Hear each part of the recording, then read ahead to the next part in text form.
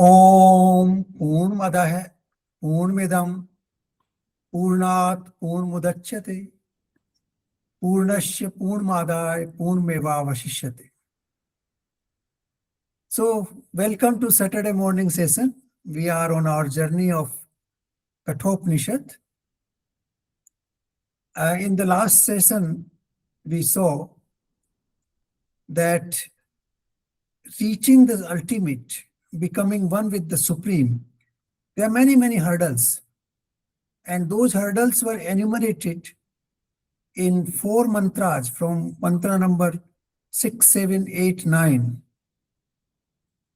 And that time it was very clearly said that the attraction of this universe, attraction of this world are very strong.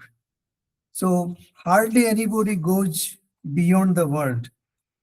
There's a word which has been used here, vitt mohan mudam. वित्त का जो मोह है वो एक बहुत बड़ा, that is one of the important regions.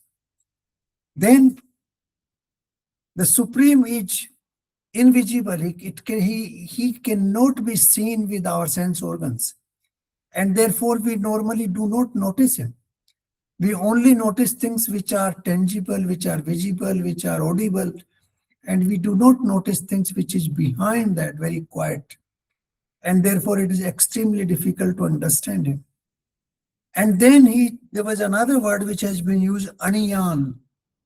That is, he's very subtle, very small, suksham se bhi suksham, and therefore it is not easy to grasp him. And then there was a very important word which was used, which was nesa tarkain matira payan. That is, he cannot be understood with intellectual prowess, intellectual power, with arguments. He is beyond that.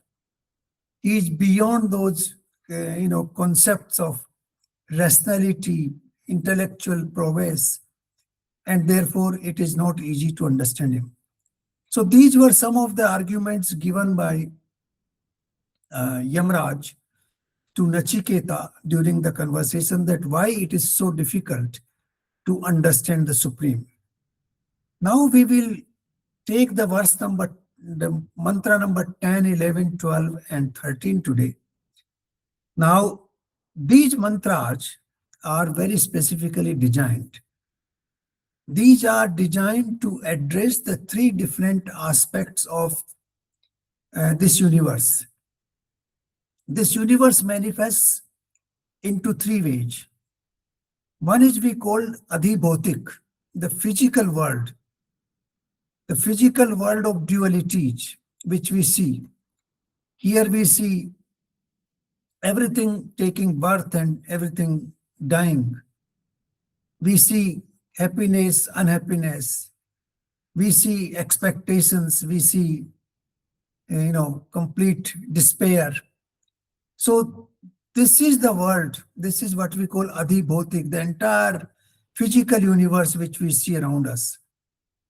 The second is Adhidevic, the world which is divine but not equal to the Supreme. It is a step below the Supreme, but it is divine. It has extraordinary powers. It has divine powers. It has many divinities which rule in this world. That is the second part. And the third part is the Supreme, the world of the Supreme. As in Bhagavad Gita, it is called, the Parashakti, the Parampad, the final destination of the journey. So let us start with mantra number 10. Janabhyam sevdhiritya nityam. Jana abhyam. Aham janami, मैं जानता हूं. I know this. Yamraj is saying, I know this. What does he know? That sevdhi, that is the outcome of the task you perform in this world. or the results or the deposits which you acquire out of the work you perform in this world, that is anityam, that is not permanent, that survives for a short while. It is not nityam, it is anityam. Then he says that na adhruve prapte hi dhruvam tat. Adhruve means the things which are nashwar, the things which are anitya, the things which are unstable, the things which are transient. Those things cannot be gained, cannot be attained, cannot be obtained through anityam. Anityam cannot lead you to nityam. All the instruments which are available in the form of anityam, adhruve, they cannot enable you to reach the dhruvam, the, the nityam. So here the nityam and anityam has been described in great detail. Let's analyze it a little bit. What is anityam and what is nityam? Now, anityam is any result which gives you transient relief. For example, you eat very delicious food, you get satisfaction for a little while, and then after a while again you feel hungry. That satisfaction disappears. Even if you eat too much of that food, even then the satisfaction will disappear. So we get this transient satisfaction out of the desires we fulfill. For example, somebody has constructed a new house. In the beginning, it gives him a lot of satisfaction. He feels very delighted, happy. But slowly, slowly, it declines and it turns into a negative satisfaction after a while. When he sees somebody else constructing a much better house, then he feels, oh, no, no, this is no good. So the anityam remains in place for a short while. It gives you happiness, it gives you satisfaction, but then finally it turns into dissatisfaction, it turns into unhappiness. That is anityam. On the other hand, nityam is the one which does not change. It remains constant irrespective of time and space. Nityam is governed by the time and space. Anityam is governed by time and space. In a particular context, in a particular time, it gives you happiness. And then slowly, slowly, in a different context, it gives you unhappiness. But Nityam is not subject to the vagaries of time and space. Let's take two examples. We take one example. For example, we see a lot of cities constructed here, houses, apartments, beautiful roads, malls, shopping malls, auditoriums. We see all this and we feel delighted. We are very much impressed. You go to a new city and find high-rise buildings and beautiful parks and auditoriums, and you feel so delighted. That is the experience of anityam, because those things can disappear tomorrow.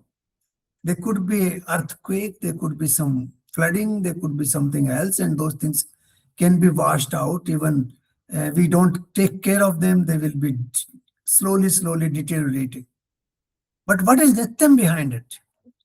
The nityam behind is that space, that Akash, in which that city is constructed, in which that high-rise building is constructed, in which that house is constructed. That without that Akash, you cannot construct any one of them. But we do not observe that Akash. You see, this is a dilemma we face all the time. When we go and see, we see these visible, tangible, highly, impressible things, and we get a very fantastic impression of all those. But they are anityam. The nityam is the Akash. When I was in Mongolia, I saw that vast, beautiful sky. under which these nomadic people put their tents and they sleep. Now that is that Akash. In that Akash, you can build cities, you can build high-rise buildings, you can build shopping malls or whatever you want to, and they can be restored afterwards. So we do not see that Nityam part, which is the foundation of Anityam. The Anityam rules. The foundation remains quiet, hidden, and we do not see that. So this is what Nachiketa is being told by Yamraj. Now let's take another example. For example, the ocean. Now on top of ocean, we have these waves coming in, going out. We really don't see the ocean. We only see the waves. The waves are so powerful. They don't allow you to see the ocean. And once you go deep down the ocean, you realize how quiet it is, how beautiful it is. There is so magnificent life there. But that is possible only when you go deep down. Without going deep down, you don't feel that. You don't realize it. You are ruled by those waves which are moving from one direction to another on the ocean. And you feel that is the ocean. But that is not the ocean. Ocean is below those waves. The waves are because of that ocean. Waves are not ocean.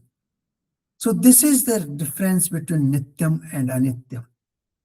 The Nityam is the one which is hidden, which is Shashwat, which is eternal, which remains quiet, which is subtle, while Anityam is the one which makes movement, which attracts you, which attracts our attention, which attracts our sense organs, and that is what it is. So here, Yamraj is telling that with Anityam you cannot acquire Nityam. And we remain all the time engaged with Anityam. We remain engaged with the waves. In our mind, we get these waves. Waves of desires keep coming one after another. And therefore, we do not realize the power of Nityam which is behind there, which is below that, that is deep down. That power is not felt because these waves are moving one after another in our mind. And these waves are keeping us constantly engaged. Let's do this, let's do that, let's visit this, let's eat this, let's buy this, let's sell this. All these waves are all the time. Let's go and meet him, let's go and talk to him, let's call him, let's travel to that place. All these waves are constantly moving in our mind, and those waves are prohibiting us. They are creating a barrier in our mind to see the Nityam, the quiet consciousness which is hidden behind those waves. Because those waves are possible only because of the consciousness. Everything we feel, every movement which comes in our mind, every thought which comes in our mind is only because of that consciousness which is hidden quietly in our deeper self. So this is what uh, uh, Nachiketa is being told by Yamraj, that I knew that the outcome of Anityam is limited. It gives you transient satisfaction, but it does not give you eternal satisfaction. It does not give you eternal happiness. I know that. Then he explains something very interesting. Tato maya nachiketas chisto agni. That considering all this, knowing all this, Nachiketa Agni, we talked about Agni Vidya, that if you can learn Agni Vidya, you can make your life comfortable. That's what we have done in the recent, decades. all this, the equipment we have, whether it is motor vehicle, whether it is a washing machine, whether it is a laptop, whether it is, any other equipment in our house, it is all because of the Agni Vidya. The power of energy has been realized, and that makes us comfortable. That is what we thought. Now, Agni Vidya was called by Nachiket Vidya or Nachiket Agni by Yamraj. He said this will be known by Nachiket Agni. So he is referring here as Nachiket Agni, not Agni Vidya as such, but it is the same Agni Vidya. And he says that I could attain Nityam using this Agni Vidya, using this Nachiket Agni, I could attain Nityam. Now, how that became possible? That became possible only by two methods. That you do the worldly activities without doership. You are not the doer. You are playing a role as one plays in a theater. And you have no attachment to anything. So that is non-attachment and no feeling of doership can actually lead you to what we call Nityam outcome, even from Anityam actions. So this is one exception which he is mentioning here based on his own life. Yamraj is telling that I could attain this using Nachiket Agni, that is Agni Vidya, which is part of, Anityam process in this world. Using that by giving up all the attachment, by giving up doership, I could reach the Supreme. I could become one with the Supreme. So this is an exception which he is mentioning, and he is also saying that by doing this, others can also attain Nityam through Anityam. And this is what Lord Krishna also said in Bhagavad Gita, that if you are not attached to any outcome, if you leave the doership, then you can, become one, you can become yukt, you can become yogi. Yukt means yogi. Can become one with the Supreme. And that is what he says. So here it is the first part, Adhibhautic. Adhibhautic part of this world, how it operates and how it is anityam, but it can be converted into nityam outcome provided we follow those two conditions.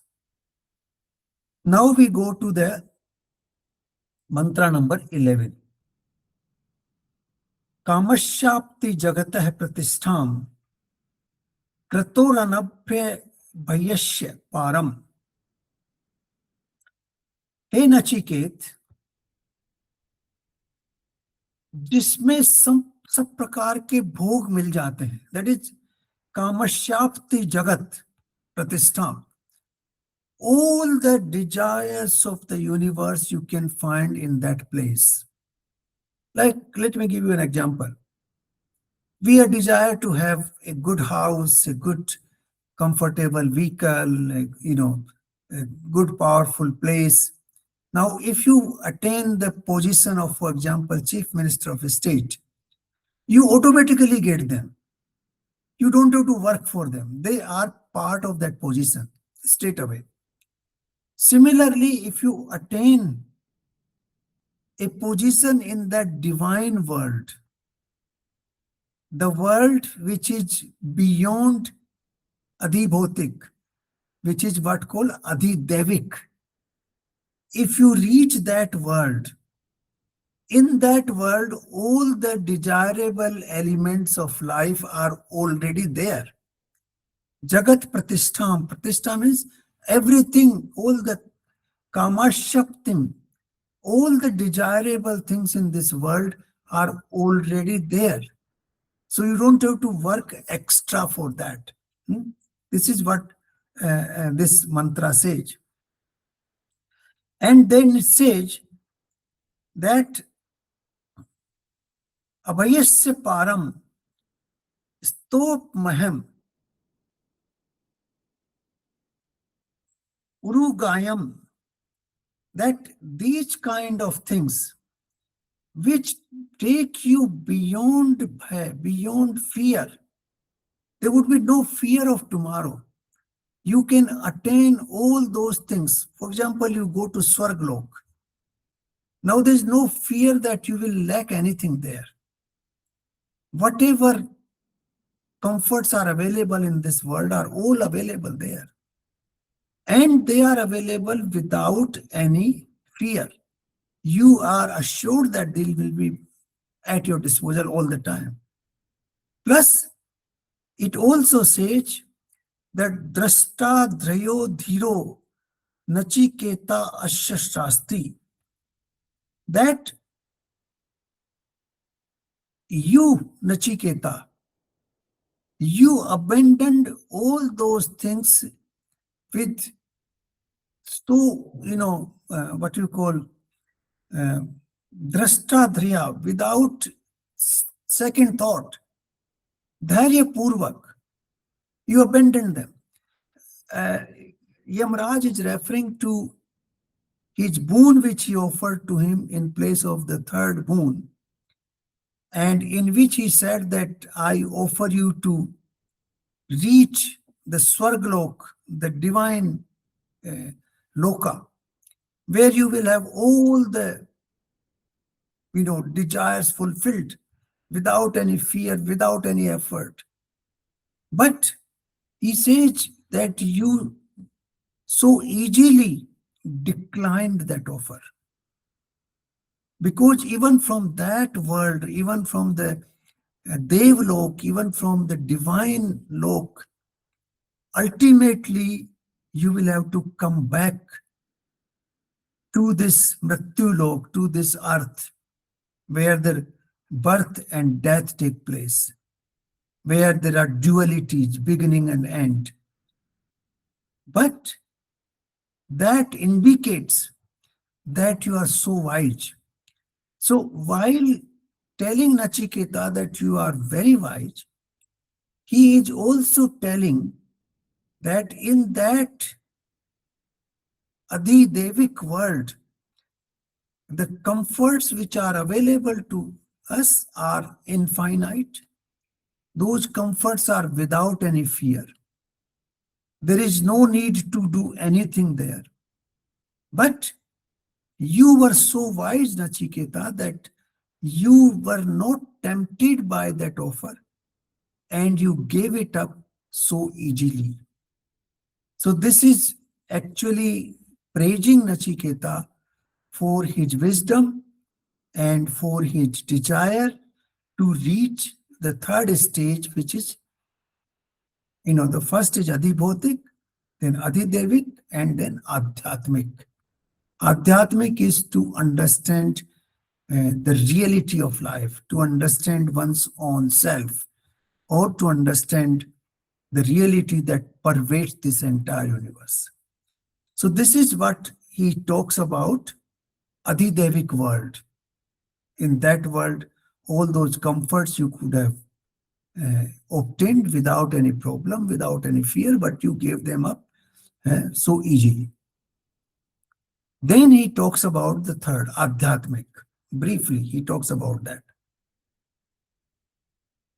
Tam durdasham good gudam gudam anupravistam guhahitam grestam puranam.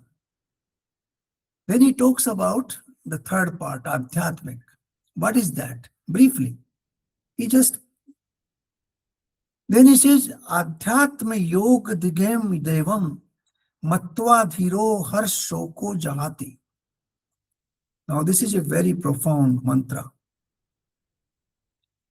It says gudam anupravistam.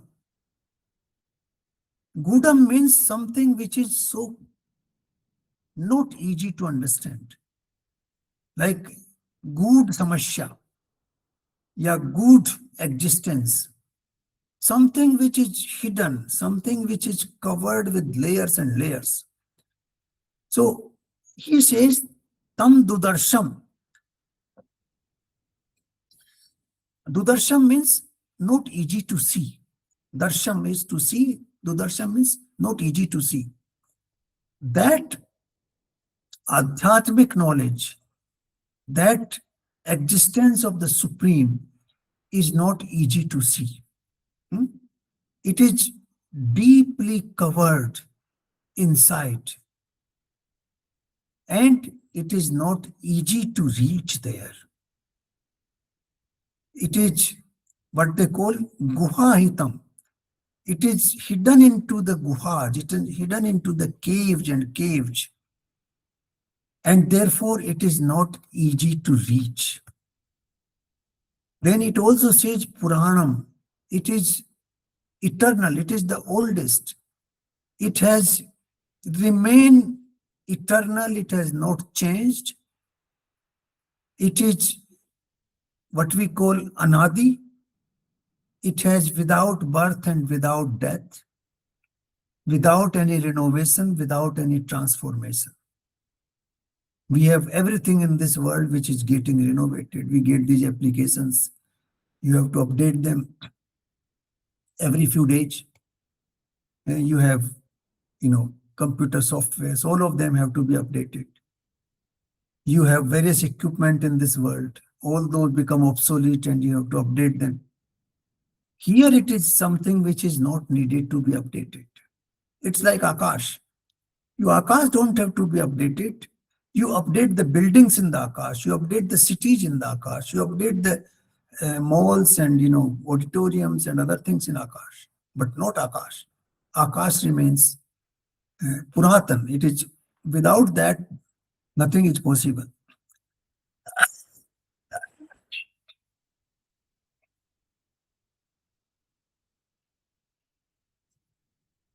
So here he says that it is difficult to see him, that supreme power. It is good. It is hidden very deeply inside. It is not easy to reach there.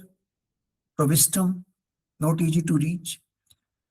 It is hidden in a cave, Guhahitam, and Puranam. It is very, very, well, it is without any beginning or end. It is, without any origin. And then it says,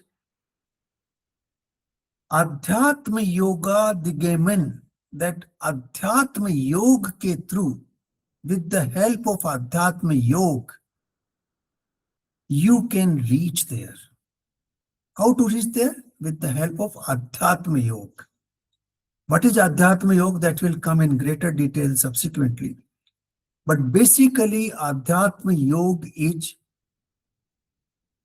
to remove all those anitya layers from our mind, those waves which are dominating constantly our mind.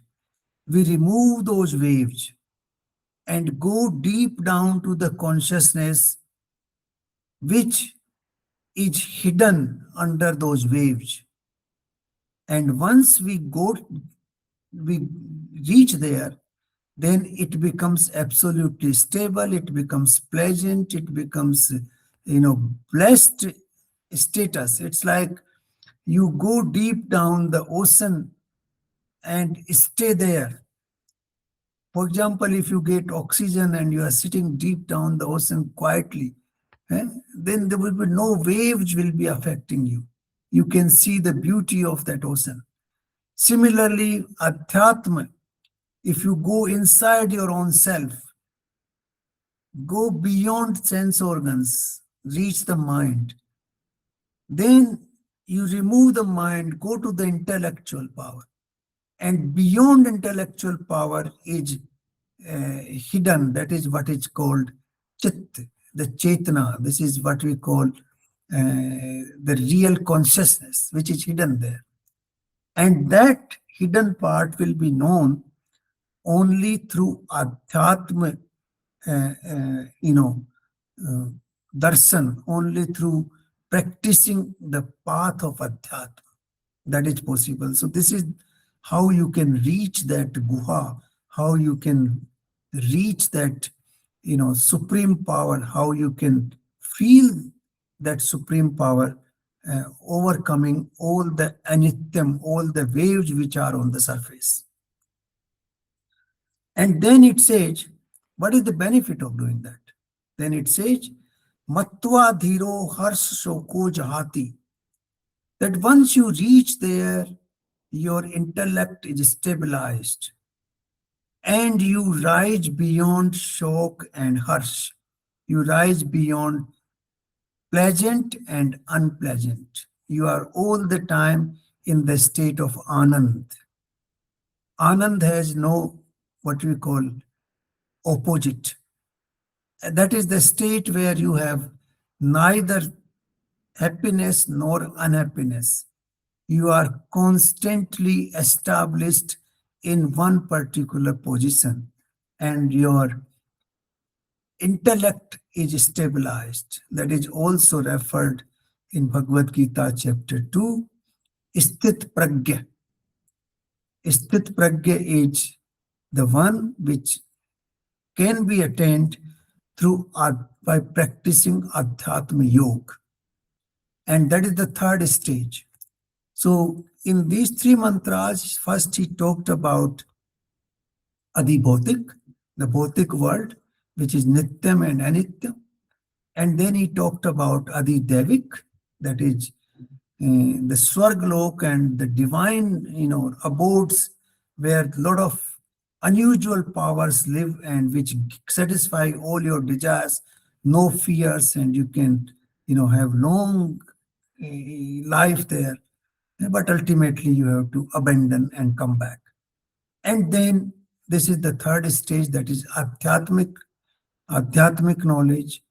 And that adhyatmic knowledge enables you to see that, reality which is deep down hidden under the layers in the caves, which are not easily visible with our sense organs, and which is eternal, which existed all the time, which is beyond the vagaries of time and space.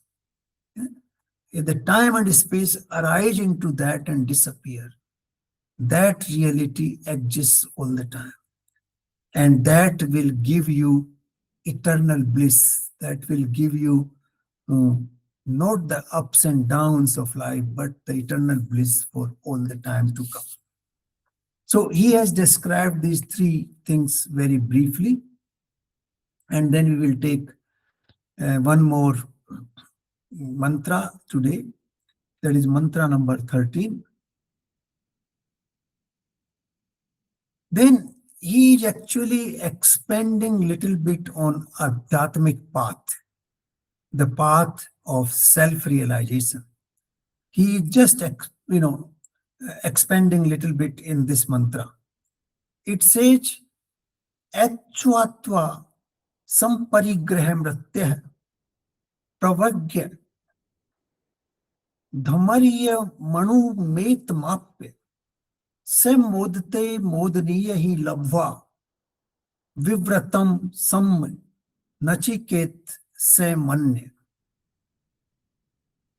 It says, is prakar, in this manner, if somebody listens to the Adhyatmic route, Adhyatmic path, Adhyatmic journey carefully, and then he thinks over it, he meditates over it. He first listens that reality, that path, and then he meditates over it. And once he is meditating over it, then slowly starts grasping it. And then he starts getting the modte modniyam hi labhva. That is, he starts getting the pleasure, he starts getting the anand of knowing that reality in certain ways. So there are three things here. One is that listening to that reality and that path carefully from a teacher, of course, or through, other means. So listening to that, it is first step. It is very important to listen to that. And once you have listened, then you meditate over it, you think over it. Is it true? Is it right? Is it so? You sit down quietly and meditate over it. That will give you an idea.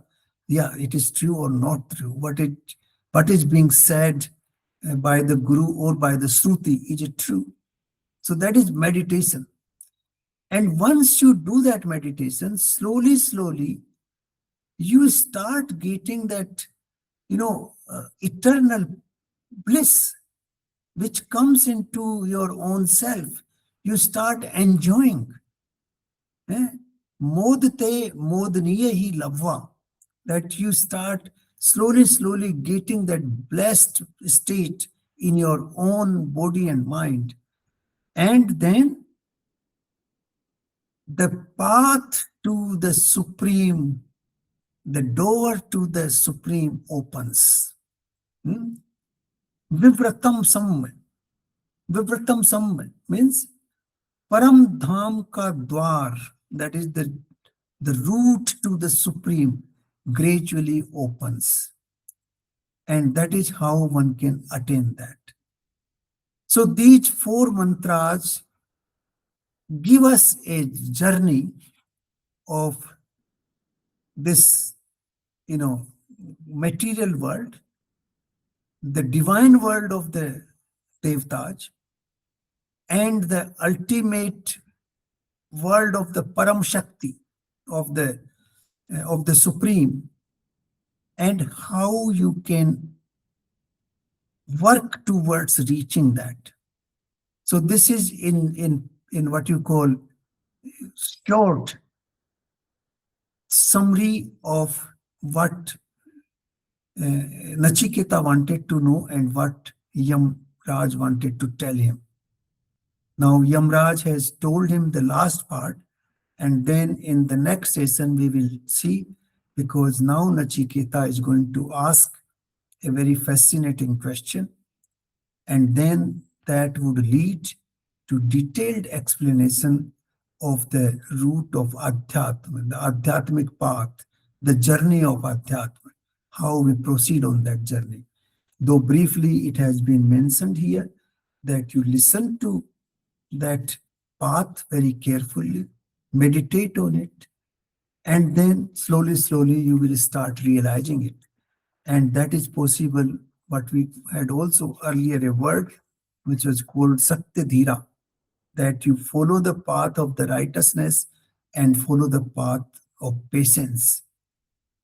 With that, you can slowly, slowly start your journey in that direction, and then start feeling the benefits and reaching that state of Anand. And then you will find that the doors of the Supreme open for you. So with this, we will conclude today. Thank you very much.